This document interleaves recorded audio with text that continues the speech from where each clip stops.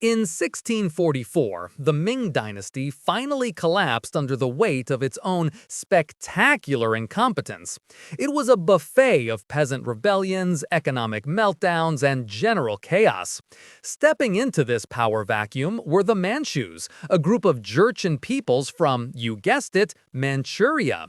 They swept down from the northeast, took Beijing, and with the help of a defecting Ming general who really hated one of the rebel leaders, they established the Qing Dynasty.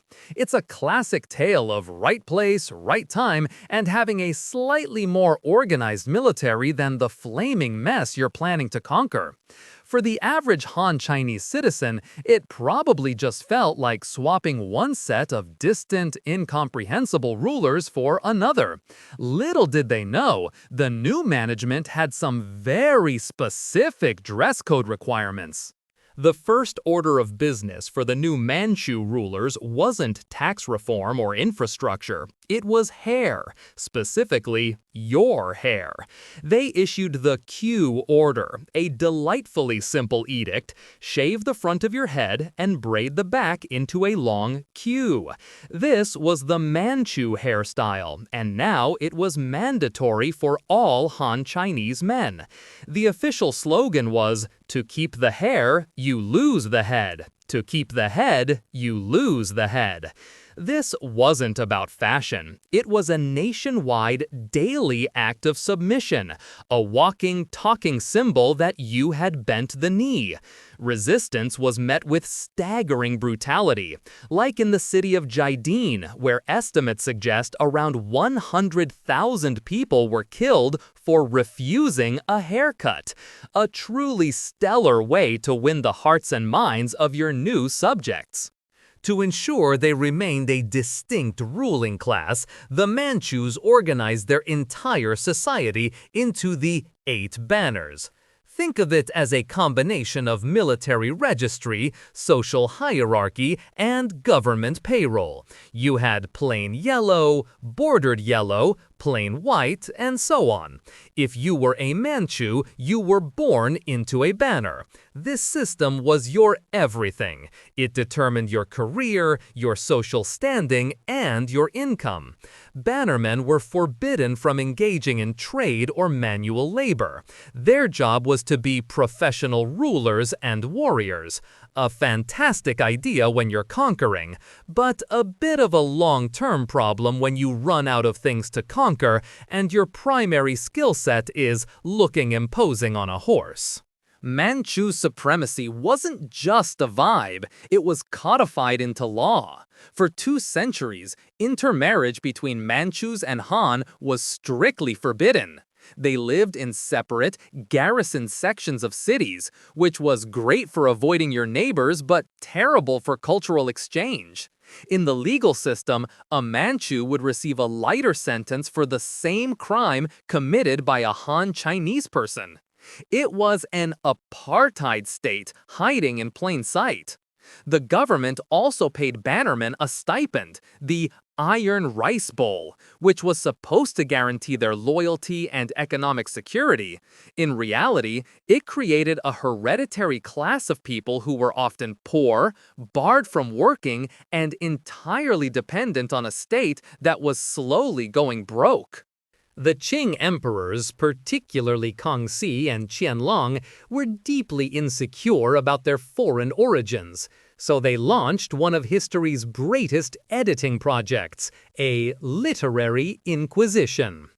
On the surface, they were compiling massive encyclopedias like the Siku Quanshu, preserving all of Chinese literature. A noble goal.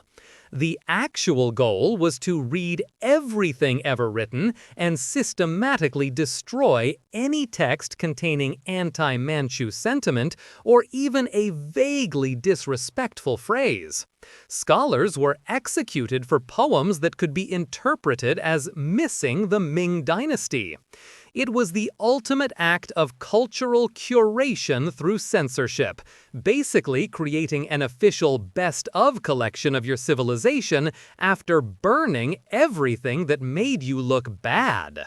The official language of the court was Manchu, a Tungusic language completely unrelated to Chinese. Emperors insisted on its use for all official documents. The problem was, outside of the Forbidden City, almost no one spoke it. Even the Manchus themselves started to prefer Chinese for its practicality. Emperors like Yongzheng spent a ridiculous amount of time writing angry edicts complaining that his own bannermen were forgetting their mother tongue.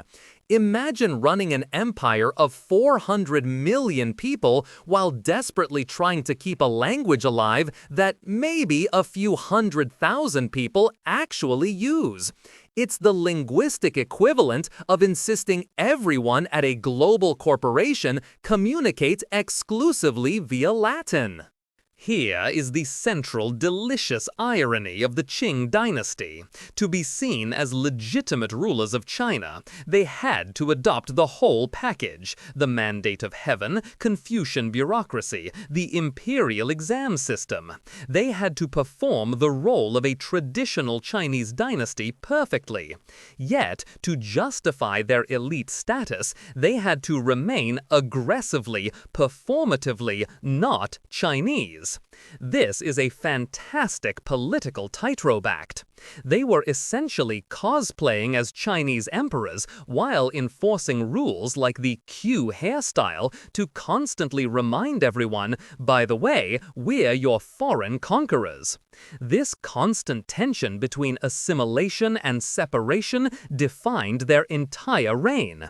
They needed Chinese culture to rule, but feared being swallowed by it. By the 19th century, the eight-banner system was a joke. 2 centuries of being forbidden from working and living on a state salary had done wonders for their military prowess. When the massive Taiping Rebellion broke out in the 1850s, the banner armies were largely useless. They were disorganized, poorly trained, and completely outmatched. The Qing court had to rely on new, regional armies led by high Chinese officials like Zheng Guofan and his Xiang army to put down the rebellion. So the system designed to guarantee Manchu military supremacy ended up proving their military irrelevance. The dynasty was saved not by its own elite guard, but by the very people they had spent centuries suppressing. Faced with reality, the walls of separation began to crumble. The ban on intermarriage was lifted late in the dynasty, mostly because it was unenforceable and impractical. Manchus, especially those outside of Beijing, began adopting Han Chinese names, customs, and even forgetting the Manchu language entirely. It turns out that when you're a tiny minority ruling over a massive, ancient, and culturally dominant civilization, your own culture is on a countdown timer. The very identity that their ancestors had killed hundreds of thousands to enforce was now being quietly abandoned at the local level simply because it was easier to get by. The grand project of Manchu supremacy was dying not with a bang, but with a shrug. When the end finally came in 1911, the revolution wasn't just about ousting a corrupt government, it was explicitly anti-Manchu. Sun Yat-sen and the revolutionaries used the Manchu identity as a rallying cry. Their slogan was, "Expel the Tartars, revive China." The centuries of enforced separation, the queue, the legal privileges, it all came back to haunt them. The supremacy that was meant to secure their rule became the primary justification for their violent overthrow. In a final, perfect twist of fate, after the revolution, many Manchu families quickly changed their names and hid their identity to avoid persecution, completing the assimilation process they had resisted for 268 years. A masterful long-term plan with absolutely no flaws. If you enjoyed this video, please like, comment, and subscribe to our channel for more historical insights. Thanks for watching, nerds!